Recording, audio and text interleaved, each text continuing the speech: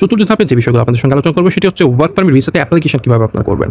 আপনি যখন নিউজিল্যান্ডের অ্যাক্রিডিয়েট এমপ্লয়ার ওয়ার্ক ভিসা এর জন্য আবেদন করতে পারবেন, অর্থাৎ আপনি জব অফার পেয়ে গেছেন, কন্ট্রাক্ট পেপার পেয়ে গেছেন, কোম্পানির সঙ্গে আপনার সকল ডিলস ফাইনাল, তখন আপনাকে ওয়ার্ক পারমিট ভিসার জন্য আবেদন করতে হবে। আবেদন কীভাবে করবেন? আপনি চাইলে নিজেও করতে পারবেন, আবার আপনি চাইলে যারা এই সকল বিষয়ে দক্ষ রয়েছে তাদের হেল্পও নিতে পারবেন। ঠিক আছে? সর্বপ্রথম আপনাকে ইমিগ্রেশন নিউজিল্যান্ড ওয়েবসাইটে গিয়ে একটি রিয়ালমি অ্যাকাউন্ট খুলতে হবে। AEWV ফর্ম পূরণ করতে হবে এবং প্রয়োজনীয় ডকুমেন্টস স্ক্যান করে সেখানে আপলোড করতে হবে। তারপরে আপনাকে নির্দিষ্ট সার্ভিস চার্জ দিয়ে আবেদন করতে হবে। ঠিক আছে? তো এই আবেদন করতে গিয়ে আপনার কী কী ডকুমেন্টস লাগতে পারে সেটা প্রয়োজনীয় ডকুমেন্টসগুলো আপনাদেরকে বলে দিচ্ছি।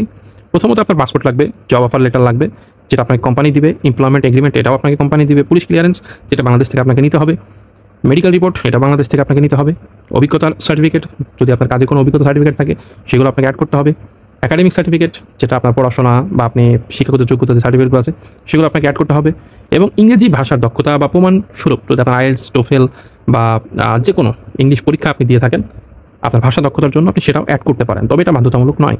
ঠিক আছে? যদি প্রয়োজন হয় তখন। এবং এটার জন্য আপনি যখন ভিসার জন্য অ্যাপ্লাই করবেন নিউজিল্যান্ড অ্যাম্বাসিতে এর ফি বাবদ 750 নিউজিল্যান্ড ডলার আপনাকে দিতে হবে। অবশ্যই সেটা পরিবর্তনশীল, কোনো সময় বাড়তে পারে, কোনো সময় কমতে পারে। ঠিক আছে? এটা কোনো লোকের কাছে আপনাকে দিতে হবে না, আপনি সরাসরি গিয়ে নিউজিল্যান্ডের অ্যাম্বাসিতে জমা দেবেন এবং এটাই কিন্তু আপনার খরচ, আপনার আর কোনো খরচ নাই। ঠিক আছে? এই 750 নিউজিল্যান্ড ডলার যেটা মোটামুটি আপনার 70-80 হাজার বা সর্বোচ্চ 1 লাখ টাকার মধ্যে আপনার কাভার হয়ে যাবে। যে 1 লাখ টাকার মধ্যে আপনার ভিসার অ্যাপ্লিকেশন, এরপরে আপনার অ্যাপ্লিকেশনের জন্য ডকুমেন্টসগুলো রেডি করতে আপনার যেই ডকুমেন্টসগুলো লাগবে সেগুলো রেডি করতে আপনার কিছু খরচ আছে, সেগুলো সব কিছুই এই 1 লাখ টাকার মধ্যে হয়ে যাবে। এখন এই ভিসা নিয়ে আপনারা যেতে আপনাদের যে খরচটা হবে সেটা সর্বোচ্চ 3 থেকে 4 লাখ। এখন বলতে পারেন যে ভাই আপনি মাত্র বললেন 1 লাখ, 3 থেকে 4 লাখ টাকা আবার কীভাবে খরচ হবে? এই 3 থেকে 4 লাখ টাকা আপনার কাউকে দিতে হবে না।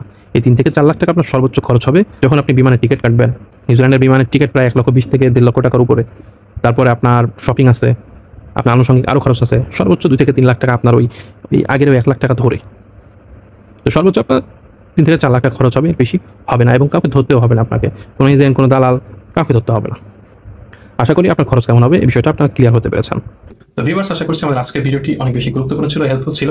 যদি ভিডিওটি সত্যি আপনাদের কাছে হেল্পফুল মনে হয়ে থাকে, গুরুত্বপূর্ণ মনে হয়ে থাকে, তাহলে অবশ্যই ভিডিওটিতে একটি লাইক দিবেন।